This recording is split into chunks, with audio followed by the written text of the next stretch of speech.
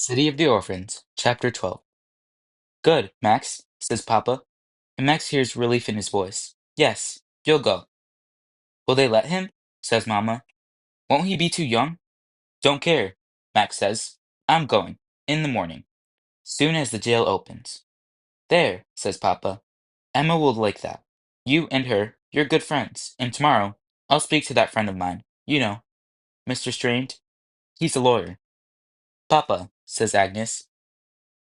Mr. Strange was a lawyer in Copenhagen. Here, he's just an insurance office. Fine, says Papa. Then you and me will ask people at the factory if they know a lawyer. Someone will. Though I suppose lawyers are expensive. Never mind, he hurries on. Mama, you'll find food for Max to bring to Emma. Max, when you go, you must ask her what happened. The three boys, crying less, look on. There, says Papa, looking round the room, his eyes full of tears. Yes, says Papa, letting a breath out. My poor, beautiful child. But see, we're all working together. And perhaps, Mamma says to Papa, you'll be allowed to go before a magistrate. You know, you could, you could tell him we could send Emma home to Denmark. Send her back, cries Max. Better than prison. But she's a good girl, cries Papa. An honest girl. Then he adds, but yes, we'll make sure they know that. One way or another, we'll get Emma out of that place. Absolutely, no question. Too upset to look at his father, Max turns to Willa. The girl is standing against the wall, staring at Papa. Max wondering what she's thinking. Papa follows his look. Finally notices Willa. Forgive me, he says, but who are you? Max quickly tells him what happened. Papa sighs. Max, I told you, too many fights. It leads to no good. Papa, what? I sold all my papers. Made my 8 cents and more. Max goes to the table, scoops up his pennies, and puts them into Papa's large, dyed-stained hand. Wasn't for Willa, wouldn't have him. Papa gazes at the pennies. Every bit helps, doesn't it? He says, closing his fingers round the coins. He turns to Willa. We thank you, he says to her. You see, this family works together, more than ever. Nodding, he looks round for agreement. Mama sighs, wipes a tear away, and struggles to her feet. I'll make supper, she says. Just need water. I'll get it, Max says, running to be out of the room. Snatching up a candle stub from the stove shelf, he lights it from the lamp, grabs two pails from under the kitchen table, goes to the door, stops and looks at Willa. Water's out back, he says, hoping she'll come. Willa, darting a shy look at the rest of the family, leaves the apartment too. Once in the hallway, Max shuts the door behind them, takes a deep breath. Hey, he says, why'd you bring stick? Just going to the yard. Which is when Willa says, I'm not staying. City of the Orphans, Chapter 13. How come? Says Max. Don't you want no food? Your family is too upset. They don't want me here. Soon as Willa says it, Max knows it's true. Makes him feel bad for what he thought about the girl. And the thing is, now he wants Willa to stay. Because with the whole family miserable, he's sure the night is going to be awful. But if Willa is there, a stranger, they won't talk so much about how bad things are. Besides, Willa knows Bruno, so he can come talk about that. Except he don't know how to say any of it. Don't you want that food I promised? He coaxes. Probably fish soup. Mama makes it good. Willa shakes her head. Max, not knowing what to say, stares at that girl. But she won't look up. Okay, he says, too exhausted to argue. Using candlelight to show the way, they go down the 5 dim flights without talking. As they go, Max keeps glancing at Willa, keeps seeing that sadness on her face. Makes him feel worse. They get to the front door, stand there, still not saying nothing. Willa looks up. Hope your sister is okay. Yeah. You know where I live. You don't have to be chased to come and tell me what happens to her. Sir, says Max. He pulls the door open, and what's he see? Right across the street, standing under the street lamp, it's Bruno. City of the Orphans, Chapter 14. Max slams the door shut. What's the matter, says Willa. Bruno, that red-headed guy from the gang, crossed the street. He must have followed us. Willa reaches the door. Don't, Max says, blocking her way. That guy'll kill you soon as look at you.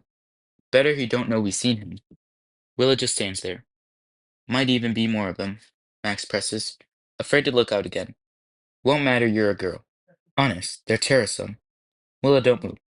Don't worry, you can sleep here. Max pleads, really scared for her, upset that he's the one who got her into this. Willa eyes the door. I'll be in the way. Nah, honest. We always got room. And in the morning, be lot safer. People on the street. Anyway, be a favor to me if you stayed. She looks around. Why? Max, nodding toward the top of the house, says, up there with everybody upset, it's gonna be bad. Be good to talk to someone who ain't family. He touches her arm. Come on. You don't want to get hurt. And you'll get some food. Mean it. Mama's a good cook. Just have to get some water. When Willa still don't move, Max says, what's the matter? Willa, eyes down, says, your mother said I was dirty. Can that place where you get water, can I wash my face? Max snorts. That all? Come on. He leads Willa out the back way, down the rickety wooden steps into a small, muddy yard. On all four sides of the yard, tenement buildings rise up, light enough from windows, plus Max candles to see. Middle of the yard, surrounded by puddles of dirty water and iron water pump. Couple of chickens strip out. Back the yard is what looks like a row of closets. Max shoos the chickens away, points to the closets. Privies, he says, handing Willa the candle. Willa hurries to use one of them. When she comes back, Max is finishing filling his bucket. She hands him the candle, then holds out her hand. Max pumps up water. When she throws over her face and rubs, dirt flows off. Any better? Willa asks, peering at him. It's almost as if Max is seeing her for the first time. She's got a small, thin face with a slightly turned up nose. Her mouth is small, tight. Max mutters, you look fine. You sure? Honest. He hands her the candle and hoists the buckets. She picks up her stick. As they climb the dim steps, Willa says, why do you think that Bruno is out there? Told you. Wants revenge. Beat us up. Willa halts and looks down at Max on the step below. Us? She says. Sure. Betcha anything he thinks we're together. With tiredness filling her face, Willa says, he doesn't know anything about me. Max shrugs. Don't matter to him, she sighs. Max looks up at the girl. The candlelight lets him see her eyes. And what he's seeing now is that she's scared. Willa seems about to speak. Instead, she swings around and heads up the steps again. Max follows, thinking, hey, I'm scared too. Idea of the Orphans, Chapter 15. Max and Willa step into the kitchen. Now, this room, this kitchen, maybe 10 feet by 10. What it's got is a square table covered with yellow oilcloth and a lamp, plus three chairs and a deep tin sink, which is really a tub. Also, an iron cook stove, a coal scuttle, a storage closet for food, and a cabinet for dishes and pots. There's a small ice box, but the family only gets ice during hot summers. During winter, they use window ledges to keep things from going worse. There's also a big tin bucket with a scrubbing board for Mama's laundry work and for giving baths. On a shelf over the stove are their heavy pressing irons, which Mama also uses for her work. Not much, but it's crowded. The ceiling is tin, floor is wood. As for walls, they're all faded green with a few cracks and not much peeling. Two paper pictures stuck to them. One is of Queen Louise of Denmark. Emma found it somewhere. The other is a chromo of President Lincoln, which Max got from some ward healer for election day. There's also a wooden clock on the wall. When Willa and Max get there, the room is hot, 'cause Mama has the stove going. Agnes is sitting on the table near the oil lamp reading a book. The book's pages are loose. Its cover bent, but she don't seem to care. As she reads, she coughs. Max stands in the doorway, Willa right behind him. He says, Willa's sleeping here tonight. Mama at the stove says nothing, just stirs the pot. Agnes keeps her eye on the book. Max guessing they're not happy. About Willa staying. Don't want to explain that Bruno's outside. There's enough trouble. All he says is, where's Papa? Agnes, not lifting her eye from the reading, says, in the back room, very upset. Where are the boys? Front room, not happy either. Max brings the buckets to Mama. To Willa, he says, come in. He sits at the table, glances at Mama. He can only see her back, but from the way her shoulders keep twitching, he can tell she's weeping, silently. Trying to push down the pain he feels, Max looks over to Willa. The girl's still standing by the door, not sure where to go. Max pats the chair next to him. Not wanting to draw attention, Willa shuts the door softly and sits on the chair's edge. With downcast eyes, her stick is resting across her knees, as if she's gonna rush off any moment. Max leans toward her and says, "Soon as we get enough money, Papa's gonna get more chairs." Willa barely nods. Usually at this time, everybody in the family would be in the kitchen talking. But what they did that day, with Papa reading a newspaper and announcing what's happening. This being Monday, Emma should have been home, which means a lot of laughter. But this night, other than the clock ticking, the only sound in the room comes from Mama scrapping a spoon against her black iron pot and, every once in a while, her sighs. "I'm hungry," Max blurts out. "Think how Emma must feel," says Agnes. Not looking up, Max comes down and thinks, "Maybe I should go to Denmark." Sitting there, Max notices that, though Agnes is acting as if she's reading, she ain't turning no pages. Agnes looks up.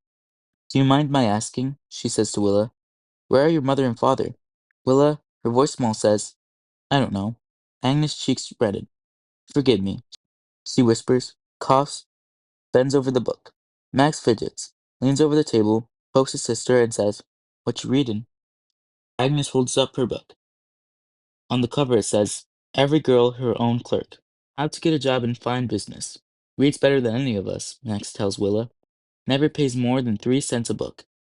Always reading. Goes to those free night classes at the Educational Alliance over the East Broadway." Trying to get out of the factory, he glances at his mother. Amma thinks that too high and mighty. Says she should stay at the factory. He pokes her sister again. "Tell Willa what you're studying." Agnes don't even look up. "Accounting. Typing." Willa gives Max a puzzled look. "Accounting? Business adding?" says Max. "Typing is machine writing." "Oh." Frustrated, Max jumps up. "Come on," he says to Willa. She grabs her stick and follows him into the front part of the apartment. This front room is the flat's largest, maybe 12 feet always, with 2 windows on the street side. About 5 narrow beds, one against each wall, one in the middle. "The boys' room," Max explains. His 3 brothers are sitting side by side on one of the beds, not talking, looking miserable. To Willa, Max says, "When Emma's home, she shares a bed with Agnes in my parents' room. Me and my brothers sleep here. This here middle bed's for our boarder, Monsieur Zolet. He's a Frenchie. Be home soon." Max goes to one of the windows and peers down. When he sees Bruno leaning against the streetlight, he feels sick. City of the Orphans, Chapter 16. Max turns back into the room. Willa, having guessed what he's doing, looks him a question. Max just nods. Not wanting to talk about it, he sits in the middle of the bed, opposite the boys. "What you doing?" he says, same time offering Willa a place next to him, which she takes. Jacob, almost 8, the oldest of 3 boys, glances toward the kitchen, leans forward, small voiced. He says, "Max, did Emma steal?" "Didn't you hear?" says Max. "No, and don't no one go telling nobody she did. Understand? Nothing to nobody." Eric says, "We know, but what's gonna happen to her?" "In the morning," says Max. "First thing I'll get her out of jail." "How?" Riker says. He's 6. "She shouldn't have been arrested. It was a mistake. Don't worry. I'll get her out. This here's Willa. She's my new friend, staying here tonight." "How come?" "I invited her." Eric grins, wrinkles his nose. "Is Mama gonna give her a bath?" he asks. "Shut up," says Jacob. Max introduces his brothers to Willa. Jacob, oldest. Sometimes he sells my papers when I can't. This one is Eric. Thinks he's funny when he ain't. Eric giggles. And Riker, youngest. Just started school. Max says, "Max," says Riker, "she's gonna live here?" "Have my own place," Willa says. "Where?" "By Christie Street." "How come you don't have shoes?" Riker says. "Don't want them." "Papa and Agnes make shoes," Riker tells her. Jacob says, "You really chased that gang away from Max?" Max says, "With that stick." "How?" Riker says. "Whacked him," says Max. The boy's eyes growing big. "Can I hold it?" says Eric. Willa hands him the stick. The boys give it a study, running fingers over its bumps. "Max," Jacobs asks, "what's a lawyer?" "Does stuff with the law." "That Mr. Strange," says Eric, "Papa's friend.